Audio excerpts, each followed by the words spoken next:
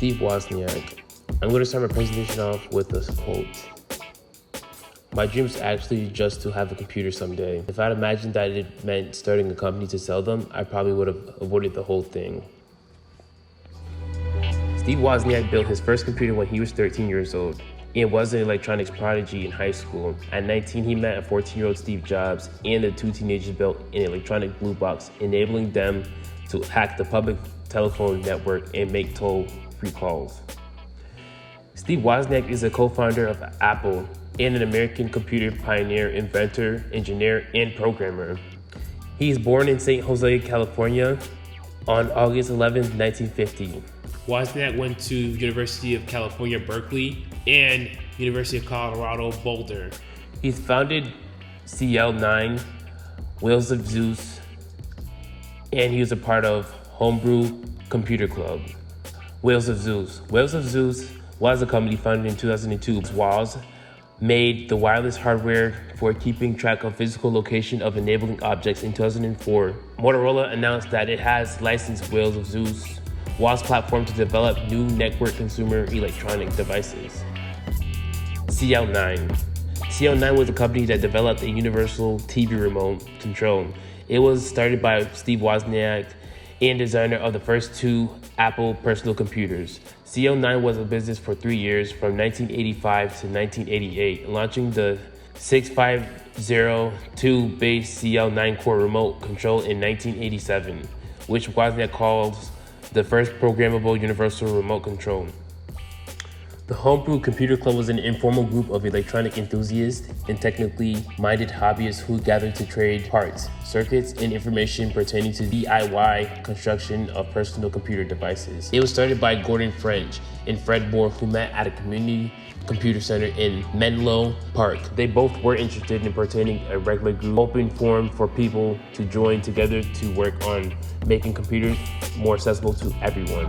The first meeting of the club was held on March 5th, 1975 in French's garage in Menlo Park, California, on the occasion of arrival in the area of the first MIT's Altair 8800 microcomputer, a unit sent from review by People's Computer Company.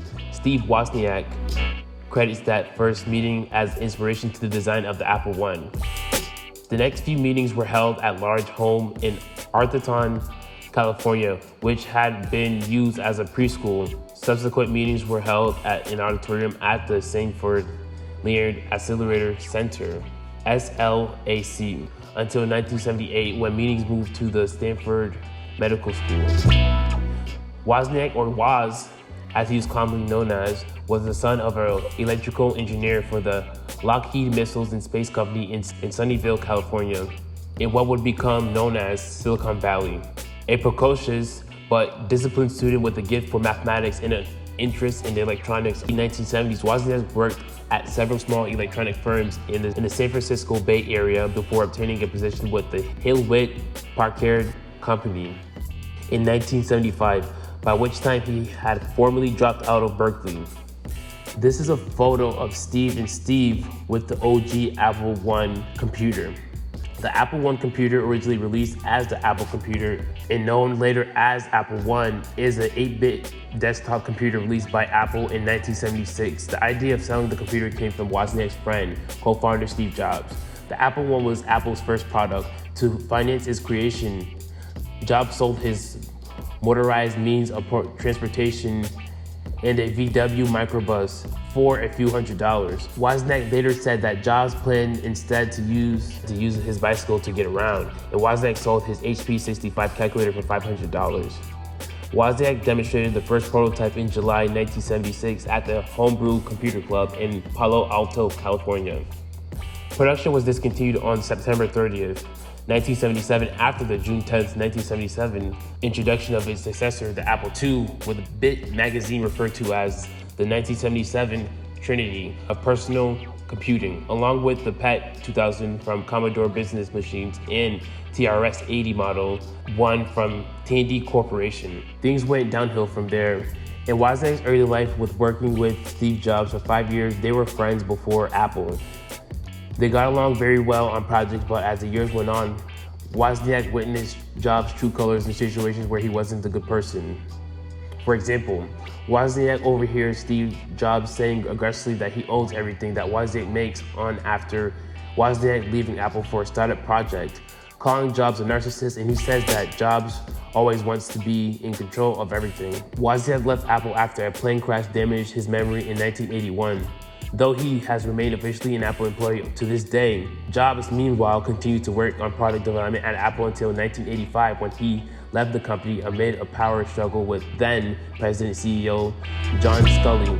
Although Wozniak was semi-retired after leaving Apple, he kept up with the computing world by funding various businesses, ventures, and occasionally serving as an advisor or board member for different companies. In 2009, he became the chief science at Fusion Low, an American company that produces high-capacity solid-state storage devices. Wozniak was serving on the company's board of directors when he decided to become a full-time employee. After Fusion Low was sold to SanDisk in 2014, Wozniak left the company to become a chief science at Primary Data, which was involved in data virtualization. That business shut down in 2018. On the Wild Ride podcast hosted by Steve-O from Jackass, Wozniak revealed that he had a disease named by prosopagnosia. The disease makes it hard for people to recognize faces. It's also known as face blindness. Face blindness often affects people from birth and is usually a problem a person has for the most of their life. 150 people have that disease. To top off the video with the one and only Steve Wozniak, quote, "True innovation is one that improves people's lives."